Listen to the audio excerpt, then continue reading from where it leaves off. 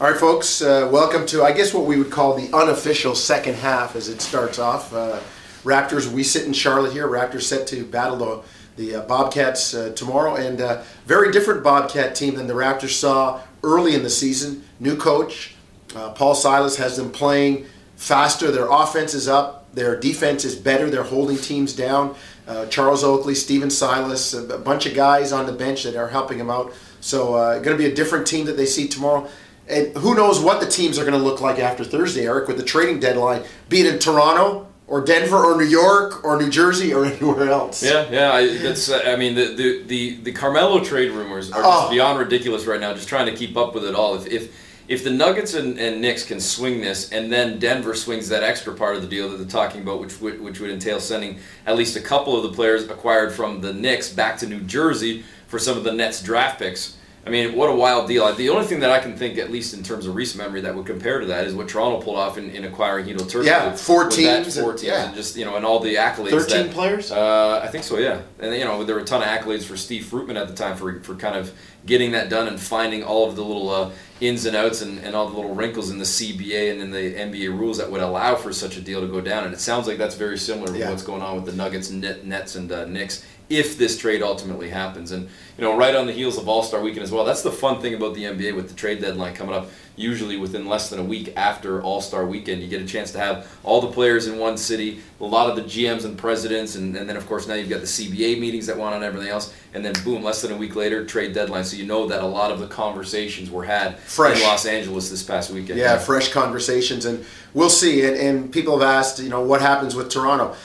I think they stay the course. I mean, I would not be surprised to see some of the veterans moved, maybe to a championship team or a contender that could use a veteran player and a stable veteran force. But it's about development, and it's about trying to win right now too, especially for the young guys that are used to winning and have had that over the course of their career.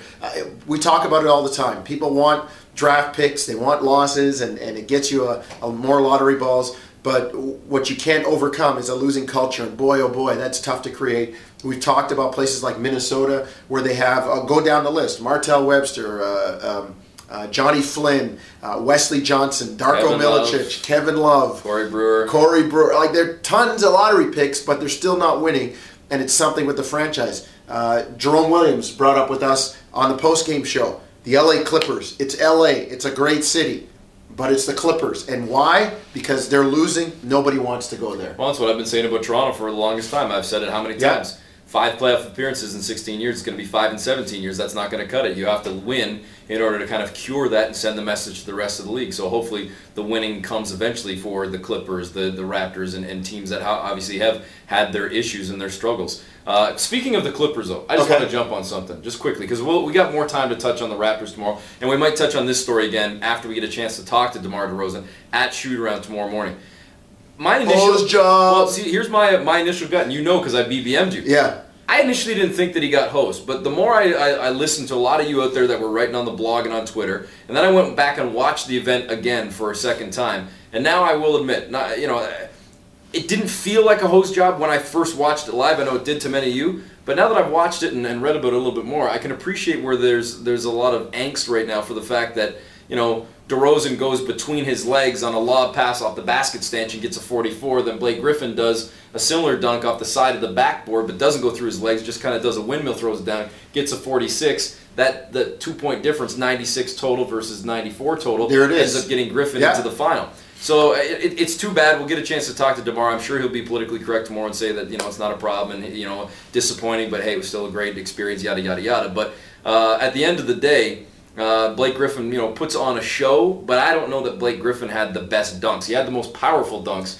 but I don't know that he had the best dunks. Heck, even had the most hype behind his dunks too. The choir and the car, wasn't even that far out. If you can get off the rim and stand on the car, how far out is it? Yeah, exactly. All it was an alley-oop dunk. Look, hey, to me, I told you, I wrote about this, and I'm getting fired up now. I wrote about this about a month and a half ago.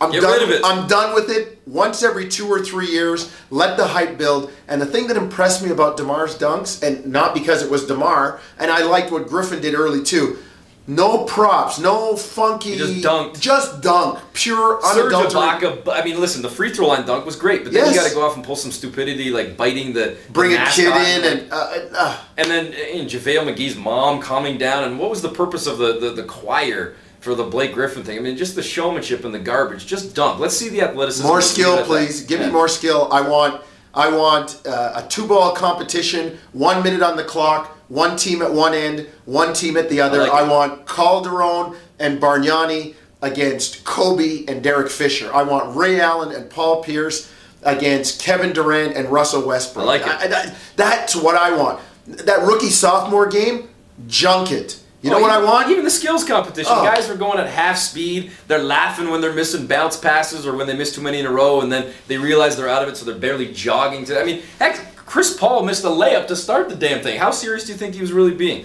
You got to do something to clean it up. I want a rookie 3-on-3, a rookie 2-on-2. Heck, a rookie 1-on-1 with 3 passers around the outside, 20 feet away, and the guys can move anywhere in the area. Once you catch the ball, it's like a game. You got 5 seconds or 4 dribbles to go. If not, end of possession. I like that one as much. Oh, yeah. I'll give you the 2 ball. I'll give you the 3-on-3. All right, well, bring some skill into it. Something. Anyways, I got them all fired up now. So there see you what go. you did? And I don't even know what else there's to talk about. We'll get into it more tomorrow with the Raptors and Bobcats specifically as we do approach the trade deadline. And still no official word on Reggie Evans, but a lot of the guys coming back this evening and then shoot around tomorrow morning. So we'll get to all the updates that we can in time for tomorrow night's game. 7 o'clock on Sportsnet Radio. Fan 59. Listen, he's doing the camera. He's walking out of frame. He's doing it all. We'll talk to you tomorrow.